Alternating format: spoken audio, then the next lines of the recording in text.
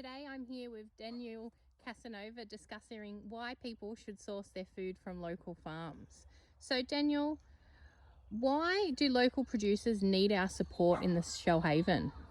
Look, there are a lot of good local producers who might struggle to make it mainstream into a supermarket.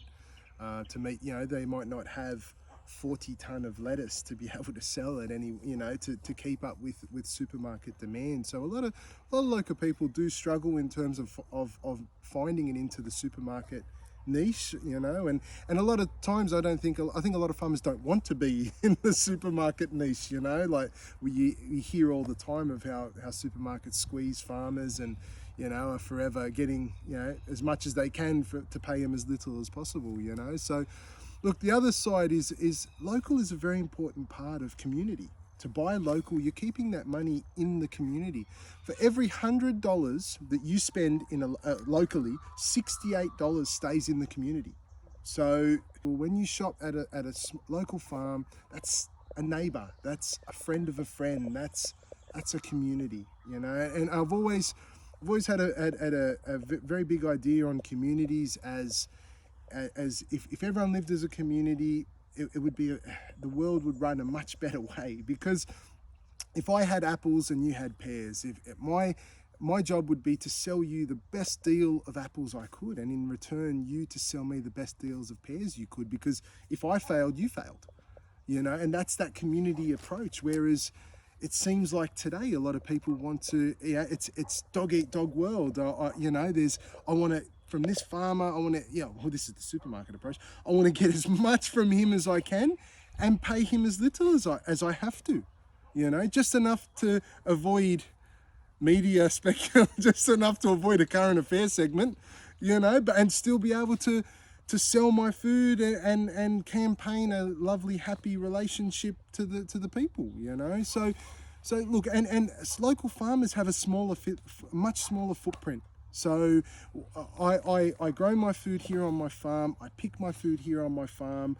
I sell it either at my farm gate or to the people that come to the farm. I can sell it to them, or I can drop it off to someone's house. But with a lot of the supermarket food, the consumption of biofuel and diesel that is used to get it around the place is phenomenal. Absolutely phenomenal. There's a small thing in my notes. There were some facts that I sometimes don't always remember off the top of my head, but to give you an idea, in the US alone, annually, 1,500 miles a single piece of food will travel. That's 30,000 kilometers. 30,000 kilometers. In Australia, I was quite shocked when I looked into the Australian amount. 70,803 kilometers, equivalent to twice the circumference of Earth. Right? So, or 3 times the Australian coastline. Food is traveling. That's ridiculous. That is ridiculous, like food is being produced here, and then the manure is being shipped over to there, and then the manure from there gets shipped over to there to be bagged. Things need to happen more locally. Every local community should be self-sufficient. We should be able to support ourselves. We shouldn't have to rely on Queensland, on all the other states to be shipping food around the place, Or look, if we are reliant on Queensland, at least it's still in Australia. We're reliant on Brazil, on China, on all these other places for our food. We shouldn't have to be getting food from those places, and if you are getting food from those places, it's either handled in a way that we probably shouldn't be eating it. It's sprayed up until point of picking, which is, which ends up in residual pesticides and chemicals in the food that's then eaten. It's artificially ripened. If we're eating locally, you're never worried about artificial ripening.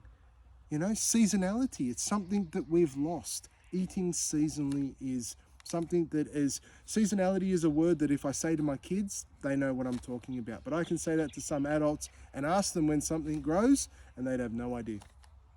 I can buy peas all year round in Woolworths. I can buy pineapples in the middle of winter. You know, so if I was to ask an adult when do carrots or when do peas or when do capsicums grow, they'd have no idea. You know, when's the best season to grow something? Well, they'd have no idea. And that's, to me, I believe, is a crime against humanity. I believe to lose that word is major.